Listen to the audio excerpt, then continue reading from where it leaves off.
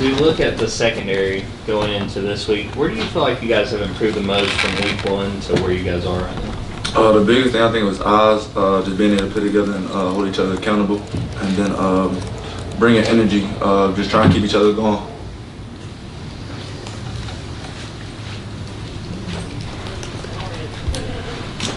Yeah, when you talk about playing together, holding each other accountable, I mean, how much of a process has that been early in the season, just kind of replacing new guys, Javon, moving from star to safety, all that kind of stuff? So I think we prepared well, Banzo. We had the whole spring and fall camp to kind of get on the same page, and then with the coaches putting us in certain situations during practice, I think come game time it's kind of easier. Tykee, to your left. When you're playing in home and it's night and prime time against a top 20 opponent, one can understand it's easy to get up for that and get ready to go. What do you do to tell guys when you're playing on the road and it's a noon game against an opponent that you're heavily favored over? Like you said, at nighttime, we try not to drain ourselves up when we got like such a late game. So we kind of meet in the morning, get some downtime. So on that downtime, try to take a little power nap if you can. Look over your notes, but you don't want to like drain yourself out. And then for a noon game, we kind of get started early, go on a team walk early in the morning, kind of get some blood going and kind of trying to lock in for that noon game. So I think we definitely approach it a little different than the noon and night game, but I'll be looking forward to both. As opposed to, how about avoiding the letdown against an opponent you guys are heavily favored against? Just not trying to listen to the outside noise, trying to be where our feet are, then basically take it a moment at a time.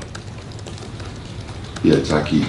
Coach Morris mentioned multiple times about how this offense was exposed to you guys during camp. I'm curious when you recognized that Carson and this offense was going to be like potentially elite through the air. So yeah, I got to see them I got to see them the whole spring and whole fall camp. So just being able to go out there and what we had 2 scrimmages and 3 scrimmages at school in the spring game in the spring, and then the 2 in the fall camp. So just being able to see them go out there and do that and them type game like moments. So I kind of knew it was gonna be special then.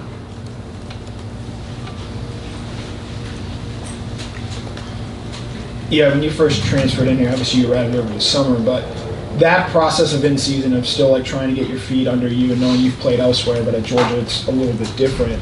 What's that process like on a week in, week out basis of getting more acclimated, getting a better understanding of the system and what's needed to play at the University of Georgia? Yeah, so when I definitely got here that 2021 summer, it definitely was a big change. Like I said, at first I had to get used to the heat down here, and then how physical we practice and how like we said, like how better Tuesdays go. So I think the work that we put in on Tuesdays and Wednesdays definitely paid off for Saturday. So that was a big adjustment for me getting down here, and just how everything ran, and then the scheme, just like real dialed in on the scheme, being though as a neck level type scheme. So I think you gotta be able to think fast, like anticipate stuff in this type of scheme, in order for you to be successful in it. Tykee, Kirby said there were times the defense was off balance against Kentucky, and he said it wasn't as complete of a performance as the number. You watched the film. I mean, how much more improvement, how much more upside is there for this defense? I think it's a real upside. We look to improve every week. So like today, we go to the meetings, go to the doctor, kind of fix the corrections, and go from there where we can improve it. Yeah, Kirby mentioned that after the Auburn game, he pointed out positives in run defense, positives on third down. Just do you feel like after that Auburn game, y'all needed that positive reinforcement to be told, hey, we've had some struggles, but we're still a really good unit? No, yeah. Then just not trying to hold our head down off one performance.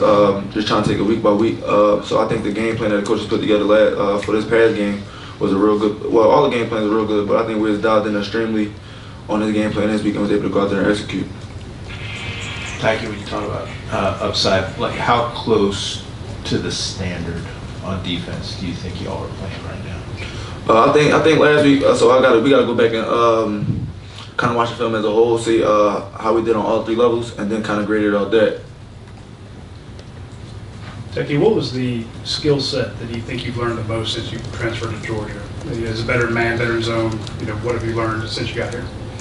Just what offense is trying to do, what they're trying to do to attack you in certain situations. So I think the biggest thing was situational football. When I got here, just knowing like the down and distance and what to expect out of certain formations when it comes to the down and distance. So I think the biggest thing was situational. Have you started to study Vanderbilt's quarterbacks? I'm curious what your early impressions are of them. So I didn't get a chance to look at them yet. gonna get a chance to look at them this afternoon and kind of move forward on from there.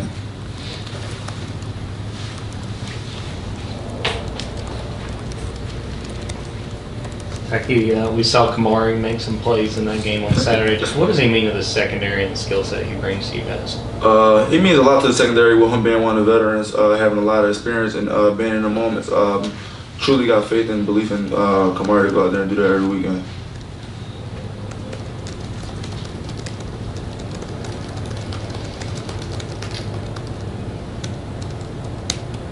Anything else for Tykee? All right, Tykee. Thanks, Tykee.